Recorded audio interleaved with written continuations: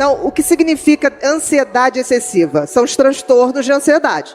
Porque ansiedade, gente, todo mundo tem e tem que ter. Porque se a gente não tiver ansiedade, a gente não se move na vida, né? É necessário ter ansiedade. Agora, a gente não pode ter excesso, porque ela nos paralisa ou nos adoece. Quando ela nos adoece, a gente tem os transtornos de ansiedade, que são os mais comuns: transtorno de ansiedade generalizada, transtorno do pânico, que as pessoas já ouviram falar muito, o TEPT, que é o transtorno de estresse pós-traumático, quando a pessoa passa ou por uma situação de sequestro, ou por uma calamidade, ou por uma tragédia. A gente tem o TOC, que também é um transtorno de ansiedade. Então tem o espectro da ansiedade adoecida.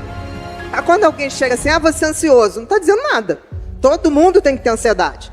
Só quem não tem ansiedade é psicopata. Então, assim, uma pessoa que não sente medo, uma pessoa que não tem ansiedade, eu fico até preocupada. Porque a coisa mais humana é a ansiedade, que é o sistema de defesa da gente. Agora, a ansiedade, não existe depressão sem uma ansiedade prolongada e prévia. Então, a própria transtorno de ansiedade, o próprio adoecimento da ansiedade, leva em média 1 ano e meio, 2, para uma pessoa, por exemplo, abrir um transtorno do pânico, tá? A gente sempre tem que fazer a linha do tempo, que é, por exemplo, eu não quero saber quando a pessoa chega adoecida, eu quero saber como é que foram os últimos 2, 3 anos daquela pessoa. Aí tem gente que fala assim, não, mas eu levei 5 anos para adoecer. Ok, tem gente que estica a marcha, tem gente que suporta mais, mas a média do ser humano, para adoecer de excesso de estresse, que antecede o adoecimento, é 1 ano e meio, 2. Passar disso, você sempre vai adoecer. Que pode ser por excesso de ansiedade, como pode ser as doenças autoimunes. Lúpus, colite ulcerativa, síndrome de Crohn, a mesma tiroidite de Hashimoto, que muitas mulheres têm.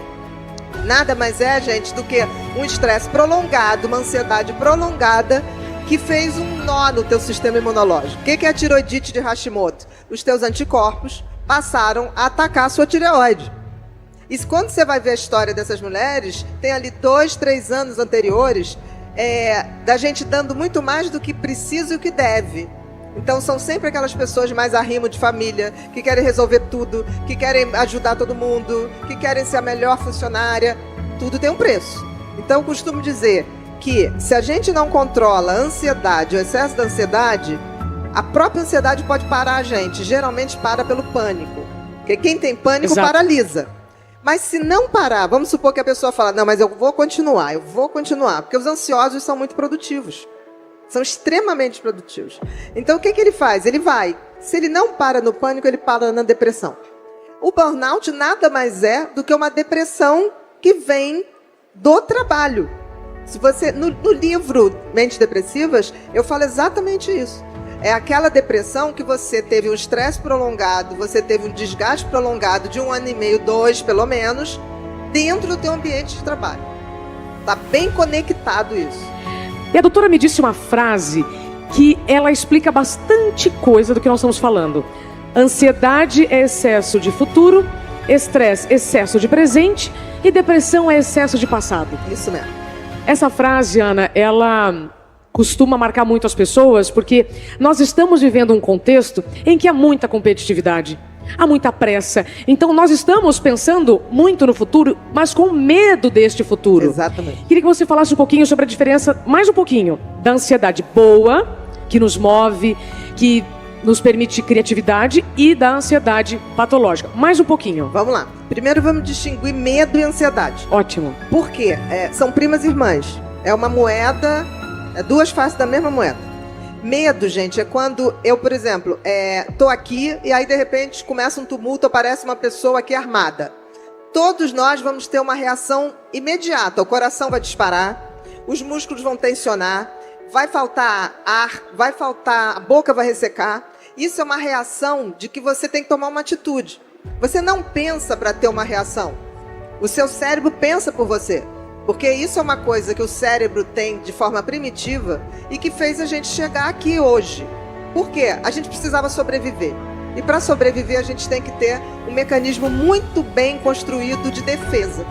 Só que tem que esse cérebro às vezes exagera nisso. Ele começa a ver coisas onde não existe. O medo é uma reação absolutamente normal perante algo que eu sei que é ameaçador.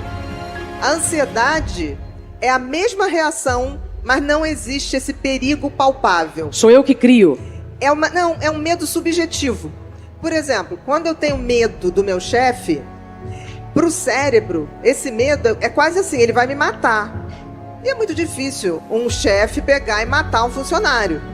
Mas o teu cérebro interpreta aquilo como uma ameaça de vida e morte. Por isso que, quando a gente fala medo, eu sei do que eu tenho medo.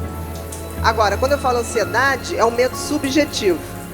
E a gente tem que entender isso, porque se eu não entendo que eu estou tendo aquela reação e não está acontecendo nada, eu não me toco de começar. O que é esse nada? Mesmo que seja subjetivo, é uma ameaça para mim. Entendeu? Então, essa é a diferença. Agora, qual é a diferença da ansiedade normal e patológica? A patológica, eu adoeço. O que é adoecer? Eu deixo de fazer coisas que eu fazia. Eu perco o prazer de fazer coisas que eu fazia. Eu passo a ter limitações. Limitações de ir e vir, como é o caso do pânico.